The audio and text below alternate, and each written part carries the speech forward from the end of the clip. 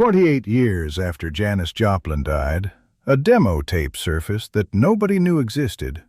The song on it had never been recorded properly, never been performed, never been heard by anyone. And the reason why became clear the moment someone read the lyrics out loud. 1998, San Francisco, California. A music archivist named Helen Marsh was working her way through a storage unit in the Mission District. The unit belonged to the estate of a session musician named Ray Dollarhide. Ray had died 6 months earlier at the age of 71.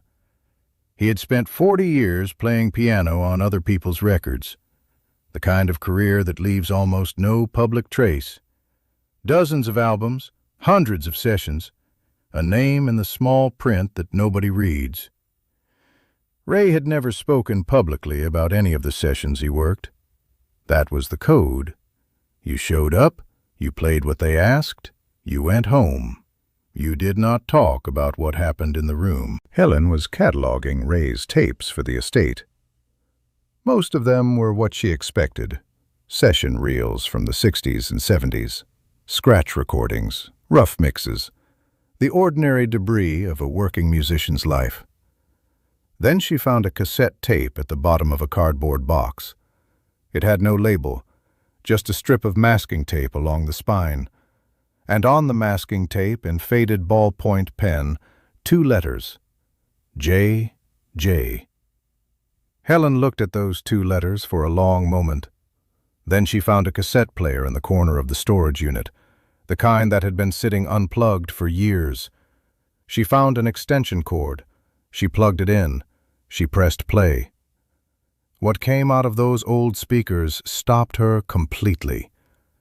It was Janis Joplin's voice, unmistakable, raw and close, and recorded in a room with no acoustic treatment. Just a voice and a piano and the particular intimacy of 2 people making something that was never meant to leave the room.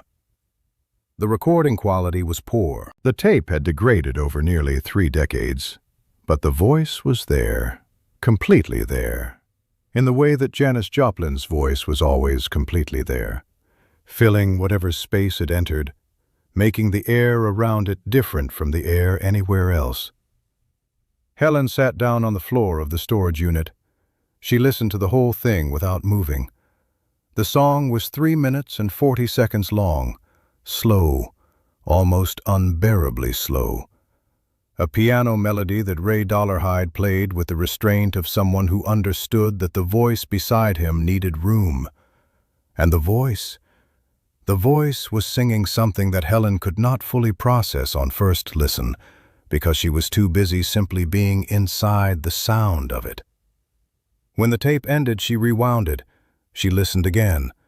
This time she wrote down the words. When she had them all on paper, she read them back. And then she understood why the tape had been at the bottom of a box for 28 years, why it had no label, why Ray Dollarhide had never spoken about it. The song was not written for an audience. It was not written for a record. It was not written for the world that had made Janis Joplin famous and consumed her and left her alone in a hotel room in Hollywood at the age of 27. It was written for the girl from Port Arthur, Texas, the one who existed before any of it, the one who had been told she was ugly and strange and too much, the one who had sat alone in her bedroom listening to Bessie Smith records, trying to understand why she felt everything so much more than other people seemed to. The song was Janis Joplin talking to herself, to the version of herself that had never made it out of Port Arthur intact, the version she had been trying to reach across the distance of fame and noise and Southern comfort for her entire career. The lyrics did not rhyme in the way that songs are supposed to rhyme. They moved the way thoughts move at 3 a.m. when you are alone and honest. The first verse was about a girl who learned to make herself loud because quiet had never kept her safe, who learned to fill rooms because empty rooms were where the bad thoughts lived, who learned to perform the version of herself that people wanted because the real version had been rejected so many times she had stopped showing it to anyone. The second verse was slower, more careful. It was about loneliness. Not the general loneliness that Janis had talked about on the radio that night at KSAN. Something more specific. The loneliness of being loved for the wrong thing.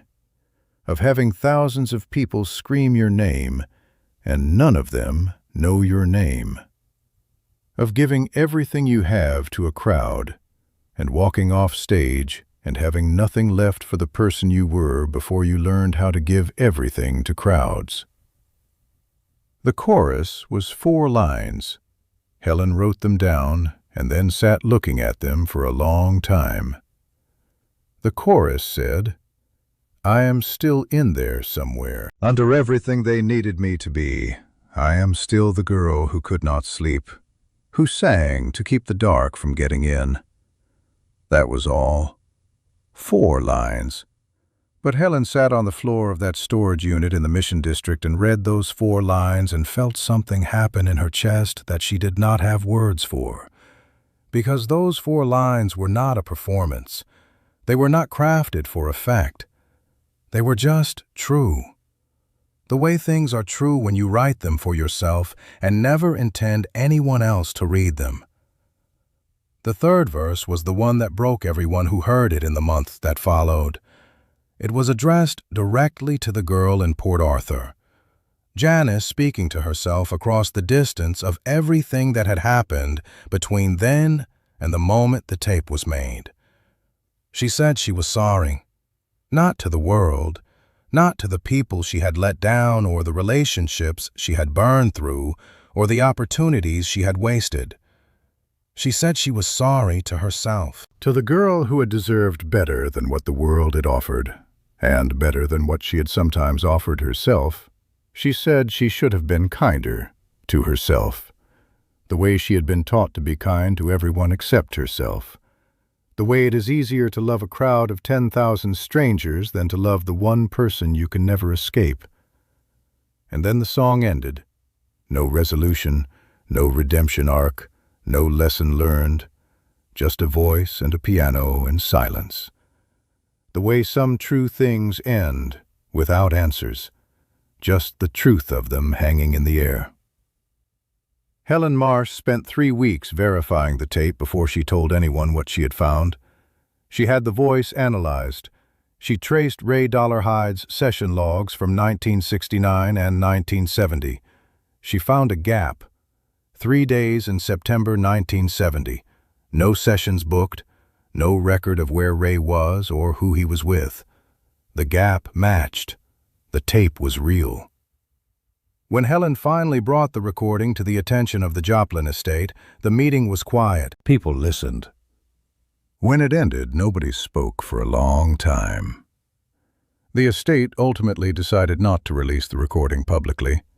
It was not their decision alone. Several people who had known Janis personally were consulted. The consensus was the same as the reason Ray Dollarhide had kept the tape at the bottom of a box for 28 years. Some things are not meant to leave the room they were made in. Some things are made for the person making them, and not for anyone else.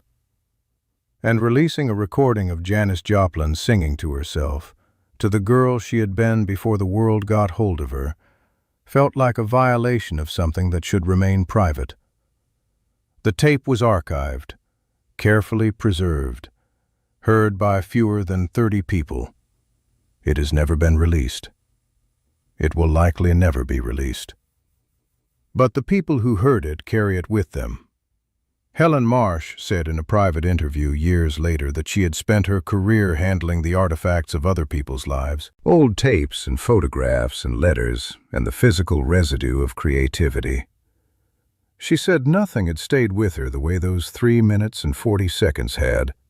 She said, "The thing about Janis Joplin that everyone talks about is the voice, the power of it, the size of it, what it could do to a room." But what was on that tape was something different. It was the voice before it learned to fill rooms. It was the voice talking to itself in the dark, trying to reach the part of herself that all the noise had buried. She said, "I think she was trying to tell that girl that she was still there, that she had not been lost completely, that underneath everything the world had made of her, the girl from Port Arthur was still in there somewhere, still singing to keep the dark from getting in, the same way she always had, since before anyone was listening, since before anyone knew her name, since before any of it. Just a girl, and a voice, and the dark, and a song to hold it back."